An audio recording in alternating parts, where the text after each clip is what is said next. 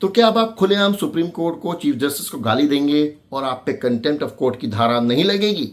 मुझे तो ऐसा ही लगता है। अब देखिए ना, 8 मई को क्या हुआ, जब निशिकांत दुबे ने सुप्रीम कोर्ट पे चीफ जस्टिस पर टिप्पणी करी थी, आपको याद होगा। निशिकांत दुबे बीजेपी के एमपी, वे क्या कहते हैं कि सुप्रीम कोर्ट और चीफ जस्टिस देश में धार्मिक दंगे भड़काने के लिए साफ तौर पे जिम्मेदार है और सुप्रीम कोर्ट अपनी सीमाओं से बाहर जा रही है।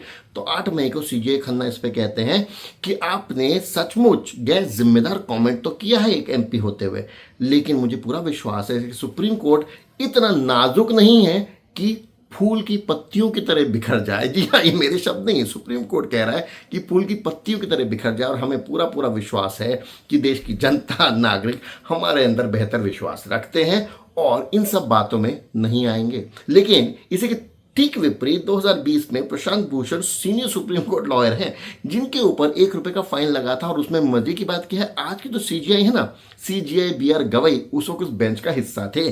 तब क्या कहा था प्रशांत भूषण ने, उन्होंने भी ऐसी ही टिप्पणी करी थी, कुछ बहुत ही गैर जिम्मेदार। उन्होंने कहा था कि तब के सीजीआई बोबड़े साहब एक हार्ले डेविडसन की मोटरसाइकिल पर लॉकडाउन के समय में बैठ के फोटो खिंचवा रहे हैं और देश आज लॉकडाउन में, सुप्रीम कोर्ट लॉकडाउन में, देश के लोगों को एक्सेस डिनाइड है, लेकिन ये सब फोटो खिंचवा रहे हैं। उन्होंने आगे बढ़ के यह भी कहा कि देश की सुप्रीम कोर्ट की वजह से आज डेमोक्रेसी को खतरा है। तो उनके ऊपर ₹1 का फाइन तो लगा कम से कम।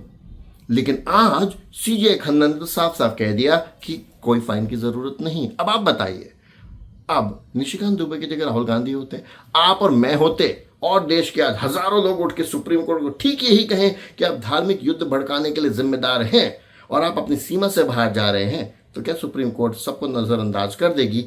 दुनिया में, देश में क्या एग्जाम्पल सेट कर रही है सुप्रीम कोर्ट? या फिर सीजे खन्ना बचना चाहते थे किसी विवाद से, बस निकल ही तो रहे हैं, एग्जिट पे खड़े हैं? और या फिर आपको याद होगा एक और चीफ जस्टिस हुए, उनका नाम नहीं ले रहा हूं, उसके बाद उन्हें राज्यसभा की सीट भी मिल गई।